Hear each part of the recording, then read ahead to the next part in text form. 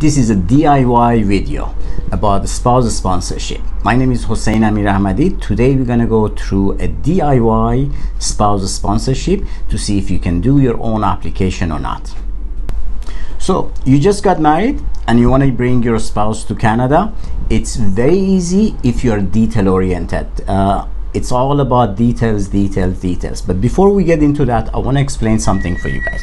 Now, spouse sponsorship is one of those cases that your spouse doesn't need to have any education, they don't need to know any English, they don't need to have any skills or work experience. As long as your marriage is genuine, you can bring your spouse here. So that's why there are lots of fraud going on. So you have to prove that it's genuine. To prove it's genuine, there is a whole process of how the officer looks at your case. So first of all, gather your documents, gather evidence. From the day you guys got to know each other, anybody introduced you to each other?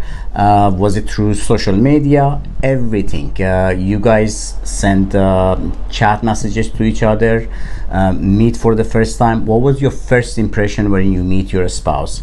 And did you give them any gifts? Did you receive any gifts from them? What happened next? When did you tell your close friends, your family, that your relationship is getting serious? It's getting serious and you are planning to get married. All those are evidence. Affidavit from your friends, family, that they know about your relationship and it's a genuine relationship can help as well. Facebook, any other social media, Instagram if you have. All those shows that you guys are together or you have been together for a while. Now, some countries, they have a custom that they need to go for a engagement. There is a process of how you do the engagement. So you need to have pictures, sort the pictures out. These are the pictures for our honeymoon. This is the picture for our wedding reception. This is a picture of our engagement. We went out with friends and we have pictures from when we went out, or just we went for a trip somewhere in your own home country or any other countries. You made a trip back home, your airline ticket, the itinerary helps as well. Every single small piece will help you to show that this is a genuine marriage. So once you gather all these documents, you have some application forms that you have to fill up. The IMM 0008 is the main one, the general application. You got the family information application form as well.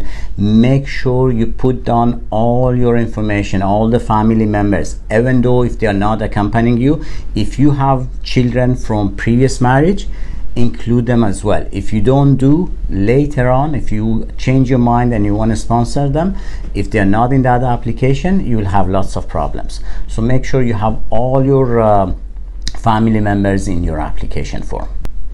Now, there are two different types of application form, inside Canada and outside Canada. Both of them, the processing time these days are just 12 months. Doesn't matter if you're doing it inside or outside.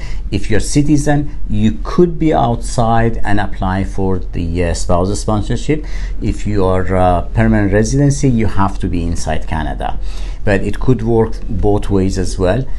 With your spouse sponsorship application, you could also apply for work permit. If you're doing it from inside, you could apply for a work permit as well.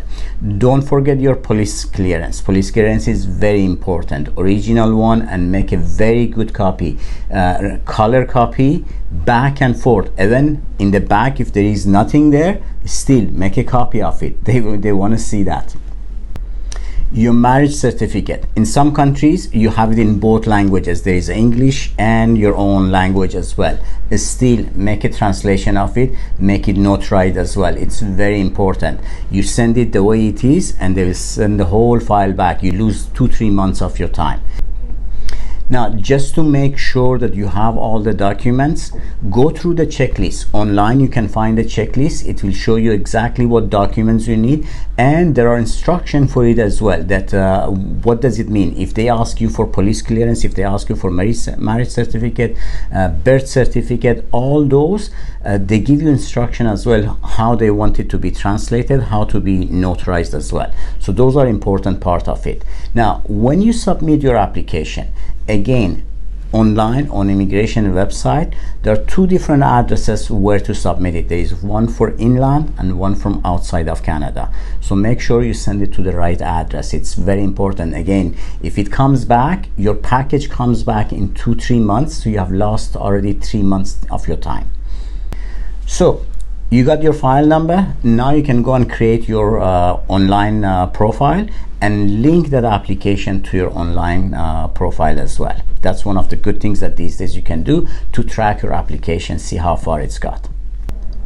Now, one more thing, when you're validating the application forms, it gives you a barcode. Put that page on top of the forms, not at the back. I know when you print it out, it comes at the end, but put it on top of the forms and submit them that way. One more thing about sponsoring your spouse, there is a LICO as well, the threshold for the income. But for a spouse, it's not a big deal. You don't really need to have income. Many people think that they should have an income before they can sponsor someone. No, that's not true. You can sponsor someone even if you don't have income, but you need to have reason or how you're gonna support yourself. You need to have a plan for it. Fees, application fees, $1,050 if there are any children involved, $150 for children. Again, make sure you put all family members in your application. You don't need to pay application fee for people who are not accompanying you, but still they need to know everyone in your family. And if it's not coming, it's from previous marriage, still you need to put them in your application. One more thing, every party, you and your spouse, you should write down your story. What happened? How did you guys meet each other? What happened next? When did you inform your parents or close friends that the relationship is getting serious?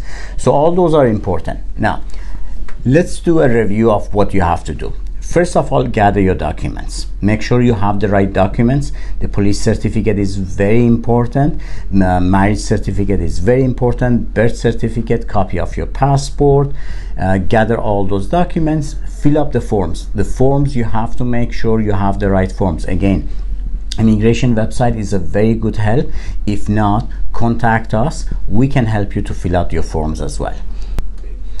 The link for checklist is down below as well. Check that. Please, I'll be happy if you can subscribe to our channel, and if you like the video, thumbs up as well for us. Thank you. Okay, so let's review together one more time. You gather all your documents, make sure you have the right documents, right application forms, and the address where you have to submit it. If you are submitting inside Canada, you can submit open work permit application at the same time as well. After you submit it, once you get the file number, you can link that to your online profile as well, so you can track the application where it is. And if you still need any help, we'll be happy to help you. There is a link below, and I'll be happy if you could subscribe to our channel as well.